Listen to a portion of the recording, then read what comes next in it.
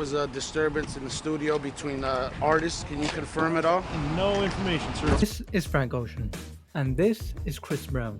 But did you know at one point these two artists did not like each other? From back and forth comments on Twitter, to competing against each other at the Grammys, and even getting into a full-blown fistfight. It's no secret that Frank Ocean and Chris Brown felt a certain way about each other.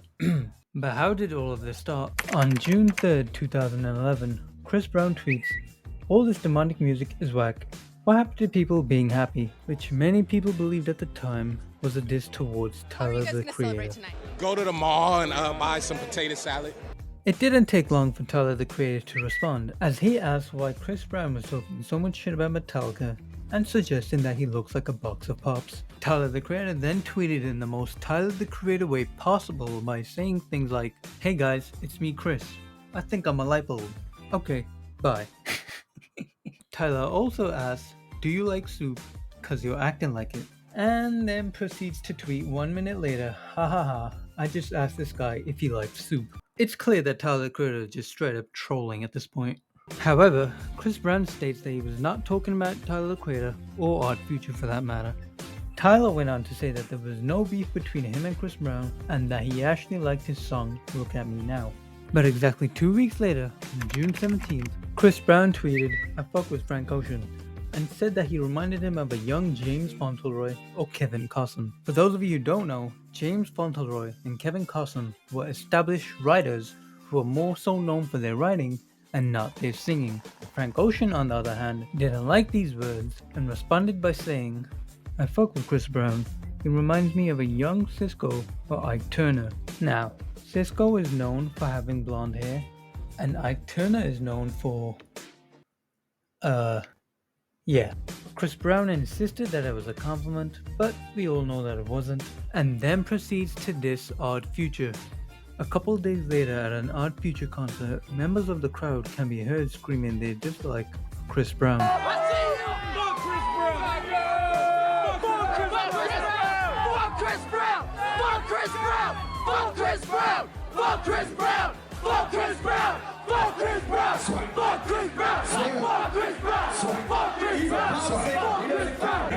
He beats up women. He's a bitch.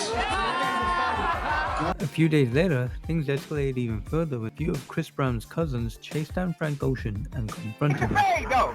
Nigga, I don't know you either, nigga. Just take the fade, bro. Frank Ocean running. That's all you gotta do. Yo, Frank Ocean, what it do? Take the fade, nigga. Take the fade. What it do? For real, nigga, you a mark, bro. If you don't take the fade, you say something else, you a mark on West over, nigga, you a mark. Nigga.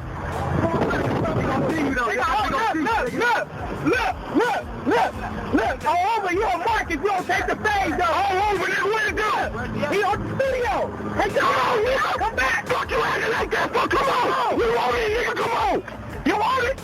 A few years ago, one of the men in the video, named T-Rel, went on the No Jumper podcast and explained this story from his side. Fess up to it. Why were you doing that? Where were you at in your life that you felt like you needed to do that to poor old Frank? You better see like Frank's the right guy. You had smoke with Odd Future like that? That was a crazy time. Let me just explain it. That is so fucking embarrassing. Hold on. That shit was so. When I look at it, that shit is so fucking embarrassing. I apologize, Frank, for that shit. I didn't know it was me, cuz. You didn't know it was me for sure. I apologize. My bad. You know what I'm saying? But I'm gonna tell y'all why I did it. Frank is from Los Angeles, California. He not a mark. He not a buster. These niggas was getting into it. He got fame. And when niggas was seeing him, he wasn't turning nothing down. Really? You feel me? Fuck no, nigga, he was a low. So Frank had squabbles back in the day? Yeah, he not no bitch. But Frank ain't no bitch. So they seen a nigga at the studio. Chris, like, you know, because they was having already problems. They was having, you know, him and Chris Brown. Chitter chatter on What was that over, though? And you were really riding with Chris Brown like that at that time. That was my nigga. What you talking about? They was doing their thing. They going back and forth. Even with it was Tyler or whatever. They had jokes. But these niggas, Tyler and these niggas ain't no busters. They just on their thing, cracking jokes. But when you see them, they were whatever. So these niggas seen him outside at a studio, and Frank like, nigga, what's happening, nigga? You niggas is bitches, blah, blah, blah, blah, blah. I'm like, but I'm walking out to this shit. And these niggas is just sitting there standing in the street. And I'm like, oh no, he's not about to do us like that. He like, yeah, whatever. But I'm out there now. Yeah, nigga, mark ass, bitch ass nigga. I'm like, I don't know what this shit was over, man. Him and Chris was just going back and forth, but I just felt like he was marking them niggas out too bad. And I was out there. And I was like, nigga, he got me fucked all the way up. Let's go get this nigga, cuz he gonna run this fade since he with the shit. And so how'd you end up chasing him in a car? So we got into I wasn't gonna tell the story, but shout out Miho. Fuck you, Miho. You coming with me on this shit. Miho, you driving. You know what I'm saying? It was me in the front Miho seat. was driving. And then I got Chris and the cousins in the back. I'm like, oh, he fight today. Bitch, everybody fight. Get in the car. Come on, because he ain't gonna do us like this. Come on. And then we chasing him down. That's why he like, man, I don't even know you. You know what I'm saying? Because I'm turned up. I'm like, you get out the car today. You know what I'm saying? He end up driving off. Thank you, God. You know what I'm saying? You end up driving off doing your thing because he knew, like, this. He was like, kept saying, like, nigga, I don't know you. This the fight with these niggas. I don't really know you. So I'm like, yeah, whatever the case may be. But that's what happened. That's how it went. You know what I'm saying? Niggas ain't no hoes. Frank Ocean ain't no hoe. Yeah, but sorry about that again. Both sides eventually realized that what they were doing was pointless and eventually decided to squash it. However, Chris Brown's tweet was coincidentally deleted around about a year later. This was also days before Frank Ocean dropped his debut studio album, Channel Orange, where he revealed in a Tumblr post the truth about his sexuality and that he was once in love with a man. Chris Brown eventually gave his opinion, possibly due to the fact that people were asking him how he felt because of their beef a year prior. But Chris Brown said, "Love who you want to love, it's your decision." But coincidentally, this tweet was also deleted.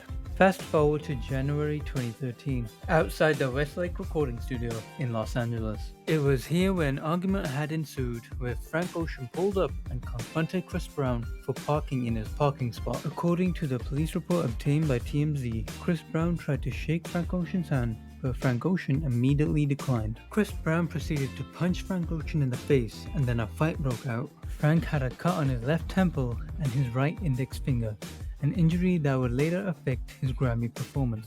Frank then went on to tweet, got jumped by Chris and a couple guys, and that he wished his dog Everest was there.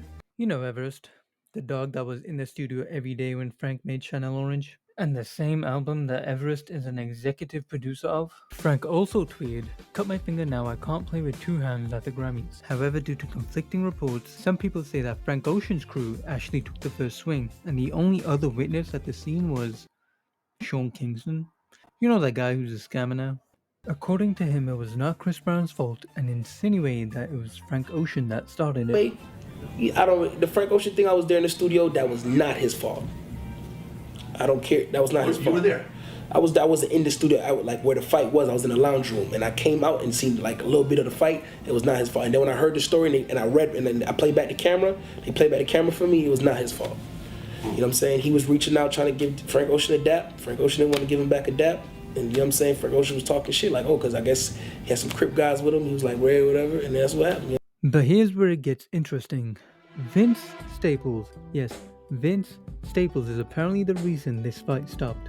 You see, Vince allegedly pulled up with his firearm, and that made everybody scared, because in a now deleted tweet, Vince says TMZ forgot the part where he pulled up with his, you know what, and everybody was shook.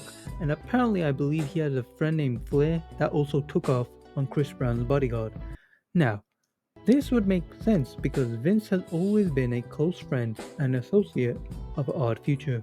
And also Vince is known to run with some scary looking people, which might explain why ever since this fight, Chris Brown has never spoke about Frank Ocean publicly, at least in a negative way. And the only time he did speak, he went on Power 106 and said this. Chris, what happened between Chris Brown and Frank Ocean? Was it really over a parking space, or as much as you could talk about it? Well, with the Frank Ocean situation, I just put it like this. It's in the past, you know, some stuff went down, but it's whatever. It's not what people, you know. It's always a misconception. Sensationalized. It's always sensationalized and always blown out of proportion. You know, I got respect for his music. I got respect for everybody else. So you know, I ain't really trying to, you know, go back down that route. Everything for me is moving forward. All right. You see, originally Frank Ocean wanted to press charges, but after a couple days, he started calling for peace in a Tumblr post that read, "As a child, I thought if someone jumped me, it would result in me murdering or mutilating a man. But as a man, I am not a killer. I'm an artist and a modern person. I'll choose sanity. No criminal charges, no civil lawsuit. Forgiveness, albeit difficult, is wisdom. Peace, albeit trite, is what I want in my short life. Peace. Exactly 2 weeks after the fight, it was time for the Grammy Awards. Frank did end up performing his song Forrest Gump, but Grammy producer Ken Ehrlich and writer David Wild called the performance rigid and faulty. Frank unfortunately agrees that his performance was subpar, but apparently right after the performance, Frank tweeted his earpiece was not working, so he could not hear himself. But this tweet was deleted and I was not able to find it. Nevertheless, Frank went on to be nominated for 6 awards and ended up winning an award for Best Urban Contemporary Album, beating Chris Brown. Yo, this Grammy goes to Frank Ocean. And this was the infamous moment where Chris Brown refused to stand up.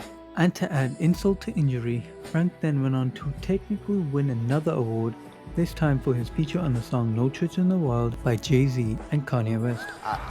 I didn't think I'd be the one speaking first on this one, but thank you. I forgot my little brother, he's here. Ryan, this one's for you. Probably the coolest one. And thanks to this guy for being on the record with me, and this guy for being on the record, and Mr. West also. You want to say something? Back up. I like to just think. It seems as if that night was the final dagger, as it looks like Frank Ocean and Tyler the Creator for that matter got the better of Chris Brown. Consider the narrative. That's right. You tell him, Tyler. Later that year in the summer, Frank was featured on the song Sunday by Earl Sweatshirt, where Frank took shots at Chris Brown and referenced his Grammy win. Forgot you don't like it rough. I mean, he called me a I was just calling his bluff. I mean, how ain't no M.I. gonna be when I'm aiming my gun? And why's his mug all bloody? That was a 3-on-1. Standing ovation at Staples. I got my Grammys in gold. Polka dots on my Brit. I'm not supposed to be stunting. The line polka dots on my Brit comes from the fact that Frank won the International Male Award at the Brit Awards in 2013, just 10 days after the Grammys. And the winner is Frank flipping Ocean, people! Congratulations, Frank Ocean. Before this year, I didn't get many trophies in my life, and I'm definitely a long way from working fast food in New Orleans. So thank you guys for this, and thanks to Damian Hirst for the polka dots. Y'all have a good night. A month before we heard Earl Sweatshirt's Sunday, Frank posted a lyric sheet on Tumblr which appeared to be a remix of the song Versace by Migos. The caption said no audio, but the lyrics spoke for themselves. Lines like, "You could stay seated, I'm taking that Grammy, your music is sloppy." Seems like Frank is never letting Chris forget that he lost to him at the Grammys. Frank also potentially referenced Rihanna when he said, "You had you a lady, then she hurt your ego. Now you can't forgive her." Chris Brown did not respond to either diss publicly. Matter of fact, after the fight, Chris Brown took to Instagram that he was not focused on the negativity. But in September of that year, Frank Ocean continued to troll Chris Brown by posting a picture of him wearing a t-shirt with Chris Brown's face on it that says, "Wanted for domestic violence." After this, the only thing that happened was Chris Brown was sued for $3 million by one of Frank Ocean's cousins named Shakir Duarte. Duarte, who was actually present during the fight, claimed he was punched and kicked by a member of Brown's entourage during the fight. Chris Brown then went on to countersue, saying that the claims were absurd and accused Duarte of instigating the fight by pushing, kicking, and punching him and threatening to unalive him. Over a year later in 2014, TMZ reported that the case was settled for less than $20,000. Was it all worth it, Shakir? But overall, after almost 13 years when this fight first happened, it's safe to say that both artists have gone their separate ways. Time has a weird way of shifting the narrative. Chris Brown continued to be one of R&B's most polarizing figures. Despite controversies, he never stopped releasing music, selling at tours, and keeping his name in the charts. His work rate and presence in the industry have made him nearly impossible to ignore. Frank Ocean, on the other hand, took a completely different approach. After dropping Blonde independently in 2016 and historically going on to finesse his label out of $20 million, Frank decided to not chase constant visibility and decided to live his life in private and in peace. In the last 9 years since Blonde dropped, Frank Ocean has only performed at 8 to 10 shows, with the most recent one being at Coachella in 2023. Despite all this, Frank remains as one of the most important artists of our generation, as his fans eagerly wait for his return to music. Over a decade later, there has never been an attempt at any sort of reconciliation, collaboration, or even a simple apology. Both artists sort of just left the beef how it is, a beef that was fueled by ego, pride, and miscommunication. Now, while there may never be an actual reconciliation between the two artists, it's safe to say that this beef will go down as one of the most important beefs in R&B history. Ladies and gentlemen, thank you for watching my very first real YouTube video. I plan on doing more of these in the future, but until then, please feel free to sub and like this video, as it would really be appreciated.